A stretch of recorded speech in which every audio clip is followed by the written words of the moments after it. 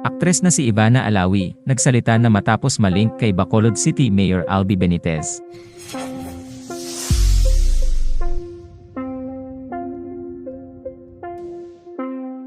Matatanda ang in-upload ni YouTube user, @ercaventure, ang isang video kung saan makikitang spotted sa isang airport si Ivana Alawi kasama ang isang lalaki, na pinaniniwalaang si Bacolod City Mayor Albi Benitez. Pinag-usapan ng netizens ang nasabing video, dahil nalilink ngayon si Mayor Albi sa isang sikat na aktres. Ayon pa sa netizens, ito umano ang patunay kung sino ang sinasabing aktres na nalilink sa alkalde.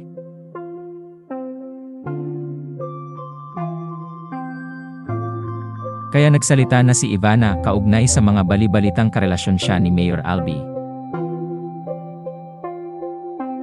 Sa kanyang opisyal na pahayag, nilinaw niya na hindi raw siya ang girlfriend ni Mayor Albi. Sinabi rin niya na nakilala niya umano ang alkalde nang magtungo siya sa Bacolod para sa isang trabaho.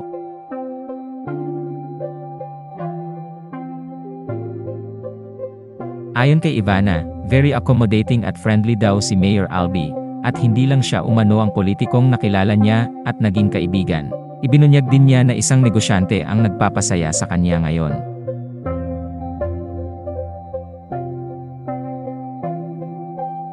Umaasa ang aktres na mabibigyang linaw na ang issue at ito raw ang first and last time na magsasalita siya tungkol sa nasabing issue.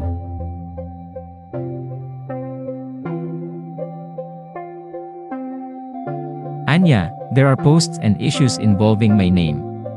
I tried to stay quiet at dumedma na lang dahil sa paniniwala ko na hindi ako dapat magsalita lalo kapag alam ko na wala akong ginagawang masama. But because of the false accusations and hurtful words that are being thrown to my mom and Mona, kinailangan ko nang linawin ang mga bagay. This will be the first and last time na magsasalita ako tungkol dito. Hindi po ako ang nasasabing girlfriend ni Mayor Albi Benitez. I met him when I had work in Bacolod. He was very accommodating and friendly. At hindi lang siya ang politikong nakilala ko at naging kaibigan. I am currently seeing someone who makes me happy. All I can say is that he is a respectable businessman and not a politician. Sana this helps clear my name and clarify all rumors. Maraming salamat.